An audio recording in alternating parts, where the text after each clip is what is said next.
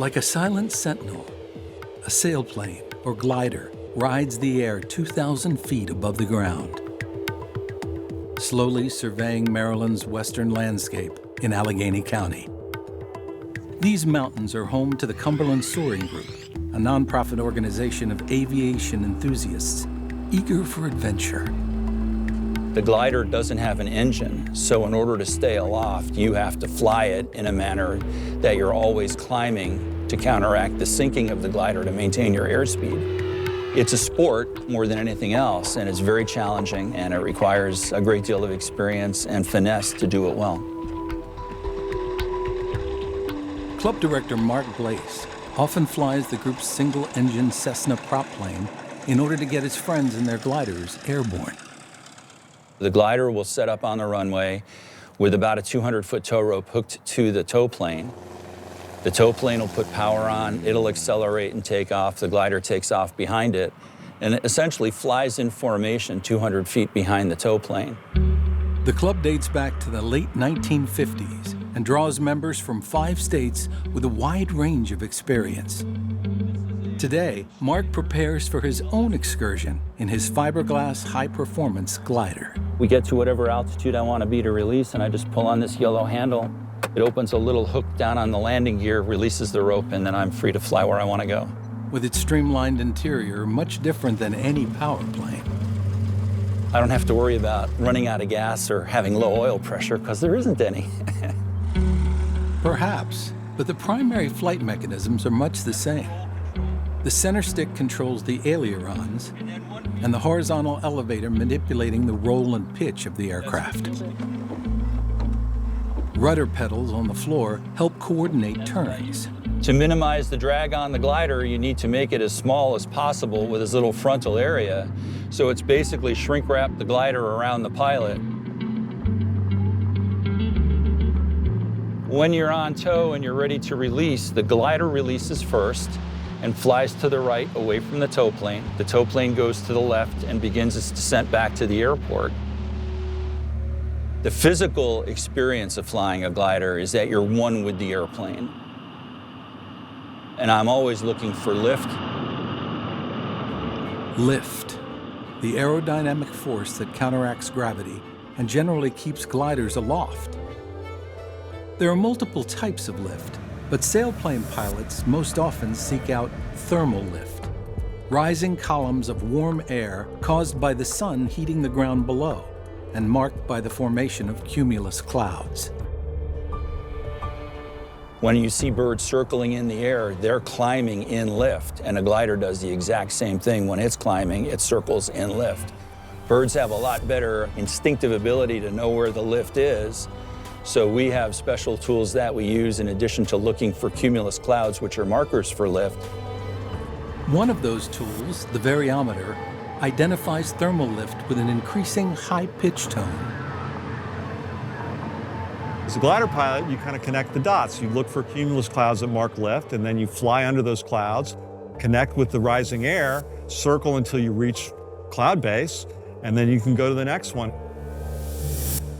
You have to think your way around. It's not like a power plane where you can just point it and go. In a glider, you have to take advantage of what nature gives you.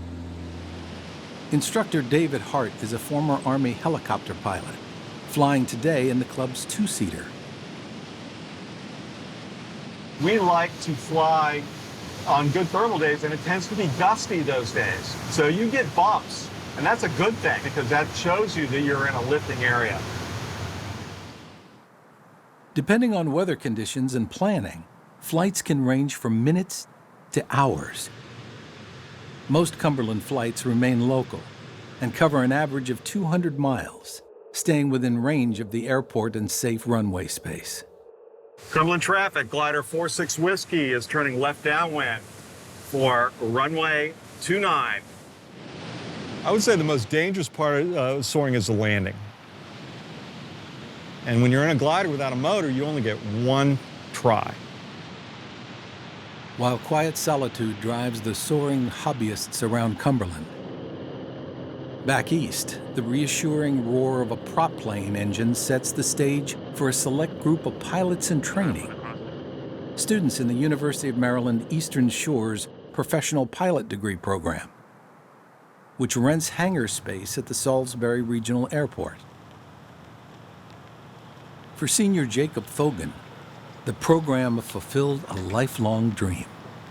Flying is just something I've wanted to do since I was young, right? I mean, you're exploring new places. You're quite literally reaching new heights. Alternator belt looks good.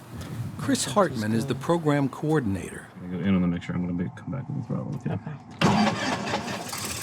A professor and flight instructor, he's also a graduate of the program, one of 300 since 1989. 14 cleared for takeoff. It is intense. 6 hours of time in the books for every 1 hour we're in the airplane is just about the right ratio. But to make sure that you have not only the skills to fly the airplane, but the knowledge that goes along with it as well. So I'm maintaining 2100. That textbook curriculum includes aerodynamics, meteorology, aircraft systems, and aviation law. Descent. Very shallow descent down. Their training area ranges across the broad beauty of Maryland's eastern shore, rivers, farmland. The flight panel provides information about altitude, airspeed, and engine performance, but it can't paint the entire picture. One of the things that we have to say a lot is look outside.